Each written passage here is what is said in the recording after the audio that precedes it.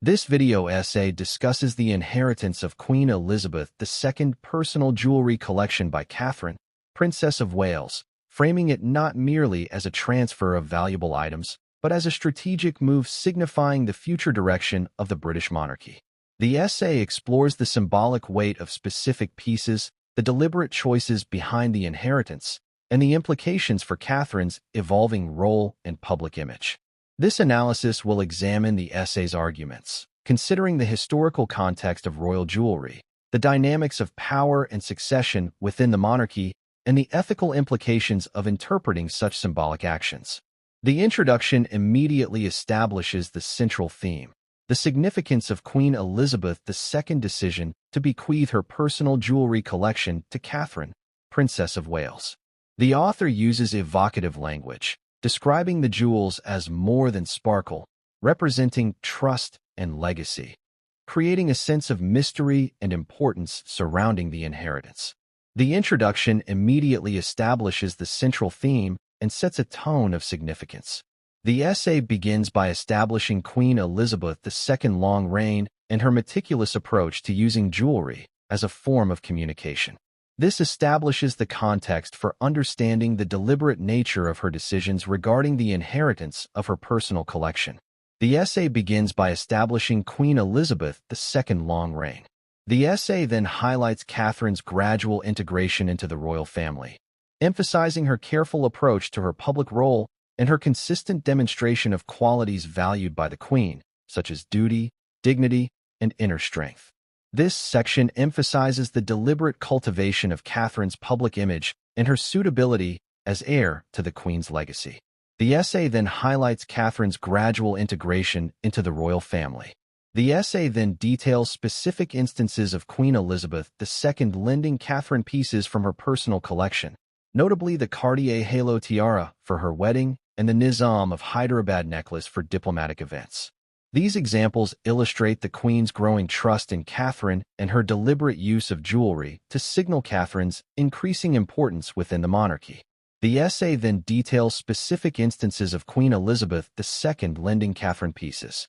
The essay then introduces Princess Anne's revelation of Queen Elizabeth II's wish for Catherine to inherit the jewels, emphasizing the unexpected nature of the announcement and its significance in solidifying Catherine's position within the royal family. This section highlights the deliberate and strategic nature of the Queen's decision, made even more potent by its posthumous revelation. The essay then introduces Princess Anne's revelation. The essay then delves into the history and symbolism of the Cartier halo tiara, tracing its lineage through 3 generations of queens and highlighting its significance as a symbol of royal heritage and continuity. This section emphasizes the weight of tradition and the careful selection of this specific piece for Catherine's wedding. The essay then delves into the history and symbolism of the Cartier halo tiara. The essay then explores the history and significance of the Nizam of Hyderabad necklace, emphasizing its value, its origins, and its use by Queen Elizabeth II to project an image of power, stability, and international diplomacy. This section highlights the strategic use of jewelry to communicate broader political and cultural messages. The essay then explores the history and significance of the Nizam of Hyderabad necklace. The essay then examines the broader implications of the jewelry inheritance, arguing that it represents a deliberate transfer of power and influence from one generation to the next, signaling Catherine's growing importance within the monarchy and her role in shaping its future. The essay then examines the broader implications of the jewelry inheritance. The essay then addresses the question of why Queen Camilla did not inherit any of Queen Elizabeth II's personal jewelry, suggesting that the decision was a strategic one, reflecting the Queen's careful consideration of public perception and the need to maintain a clear line of succession. This section highlights the political considerations involved in the inheritance and the careful management of the monarchy's public image. The essay then addresses the question of why Queen Camilla did not inherit. The essay then discusses the potential future use of the inherited jewels by Catherine, Princess of Wales, suggesting that she will use them strategically to communicate her role within the monarchy and to project a specific image to the public. This section emphasizes the continuing importance of jewelry as a tool of royal communication and diplomacy. The essay then discusses the potential future use of the inherited jewels. The essay concludes by emphasizing the symbolic significance of the jewelry inheritance, arguing that it represents a powerful statement about the future direction of the monarchy and the growing influence of Catherine, Princess of Wales. The essay concludes by emphasizing the symbolic significance. However, the essay relies heavily on interpretation and speculation, particularly regarding the Queen's motivations and the symbolic meaning of her actions. While the essay provides historical context and insightful analysis, the lack of direct quotes or verifiable evidence from the royal family weakens its overall claim. The analysis addresses the essay's reliance on interpretation and speculation. Furthermore, the essay's focus on the symbolic aspects of the jewelry inheritance may overshadow other important factors shaping the future of the monarchy.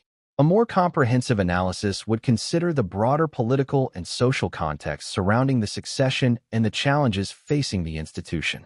The analysis addresses the essay's potential to overshadow other important factors. Finally, the essay's interpretation of the Queen's motivations and the symbolic meaning of her actions is inherently subjective.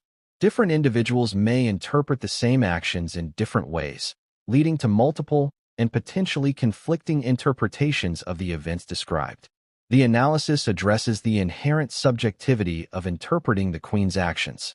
In conclusion, while the essay presents a compelling narrative about the inheritance of Queen Elizabeth II jewelry and its significance for the future of the British monarchy, its reliance on interpretation, speculation, and a lack of direct evidence limits its overall persuasiveness.